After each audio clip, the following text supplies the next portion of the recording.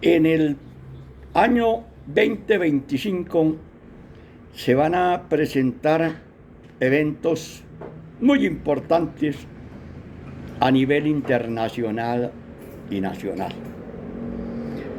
En primer lugar, hay que recordar que tan pronto se inició la invasión de Rusia a Ucrania en el año 2022, mes de febrero, en una columna que titulamos Guerra Popular Prolongada en Ucrania, vaticinábamos que no iba a ser tan fácil que Rusia se tomara a Ucrania en pocos días.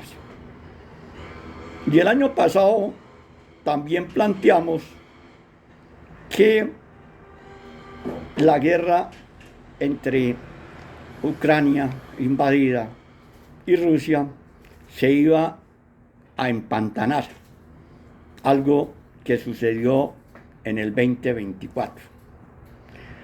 De manera que no va a ser tan sencillo la terminación de este conflicto internacional. Así, el presidente electo de Estados Unidos diga que va a poner fin en pocos días a este conflicto. Dado que Europa no estaría en condiciones de ceder ante las pretensiones rusas. Y Ucrania históricamente ha tenido diferencias muy grandes con Rusia. Y lo peor que hay en una guerra es el resentimiento. A pesar de que los aduladores de Putin y de Rusia ya hace rato han echado las campanas al vuelo diciendo que Rusia va a ganar inmediatamente la guerra, cosa que ya no ha sucedido durante 3 años. Y en el 2025 va a ser un poco complicado, porque la cuestión geopolítica no está fácil. Y reiteramos que Europa no estaría en condiciones de ceder ni de claudicar ante Putin. Podría presentarse un cese al fuego y buscar que los territorios en disputa fueran a un referendo para ver si se quedan con Rusia o con Ucrania. Pero reiteramos el resentimiento de pronto de una derrota de Ucrania sería lamentable a futuro. Recordando que por la derrota de Alemania en la Primera Guerra Mundial, en el Tratado de Versalles, eso condujo a que Alemania tuviera un fuerte resentimiento y llevó al poder a la persona que sabemos, y eso condujo a la Segunda Guerra Mundial. De manera que en el conflicto entre Rusia y Ucrania no hay que envalentonarse ni caer en triunfalismo, especialmente en Rusia y sus amigos que viven permanentemente proclamando la victoria de Rusia. Otro factor que se va a mover también va a ser el Medio Oriente. Creemos que no va a ser tan fácil la paz entre Israel y el grupo terrorista Hamas en la franja de Gaza, ya que hay aproximadamente 100 secuestrados. Y eso va a ser una situación difícil. De pronto, pasados algunos meses del año 2025, se podría presentar alguna negociación y liberación de los rehenes, pero se va a agrandar el enfrentamiento entre Irán e Israel, por un lado, y también lo que sucede en la Franja de Gaza no va a ser fácil de solucionar. Así es de que en la geopolítica internacional estará bastante complicada. De la misma manera, también la guerra económica entre China y Estados Unidos va a tener profundas repercusiones. Ya lo ha dicho el presidente electo de los Estados Unidos, Trump, que la cuestión no va a ser tan fácil. Por lo que se espera que esa guerra comercial va a tener profunda incidencia en muchos países. Pero también dentro del plano internacional hay que ver a Venezuela, donde la camarilla comunista de Maduro hizo un gigantesco fraude el 28 de julio y descaradamente no presentó actas de esas elecciones, donde claramente se ve puesto por puesto cómo votó la gente, sino que de manera siguiendo el método absolutista y totalitario marxista, se robaron las elecciones y teniendo sus grupos y un sector de la población adocenado y enajenado por el socialismo del siglo XXI, permite que el dictador Maduro se posesione el próximo 10 de enero.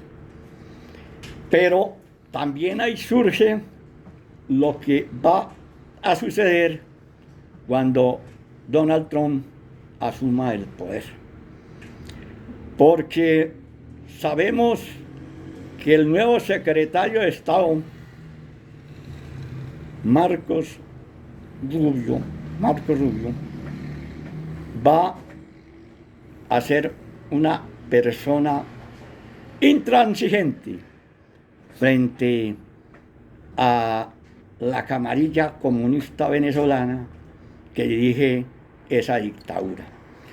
Por lo cual, las sanciones económicas contra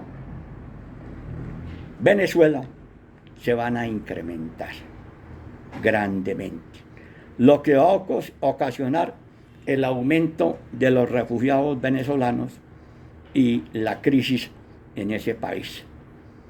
De manera que no se esperan días tan fáciles.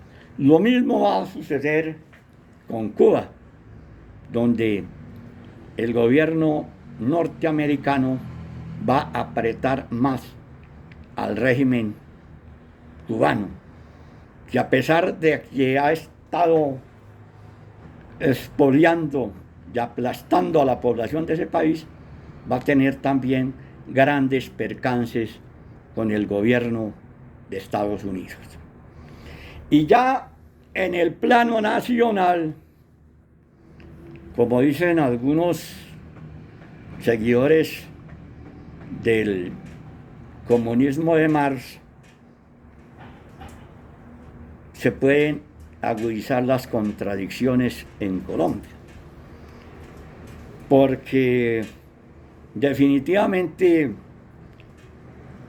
van a haber, como en el año 2024, muchas movilizaciones. El gobierno de Petro, que quería calentar la calle, como se dice popularmente, y hacer gigantescas movilizaciones para desarrollar su plan político, ha tenido serios fracasos. Y en el año 2024 hicieron una movilización grande, que fue el 1 de mayo. Pero es que el 1 de mayo es el Día de los Trabajadores. Y ese día, como el mismo presidente lo dijo en el año 2023, que eso era como un ritual, que la gente salía ya como ir a misa a las calles. En esta ocasión la gente salió, pero es que históricamente los trabajadores salen en ese día sin importar la postura política o ideológica.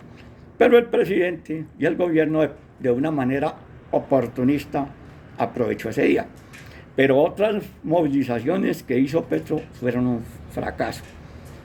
De todas maneras, va a seguir insistiendo en las movilizaciones. Y la oposición va a estar en esa tónica.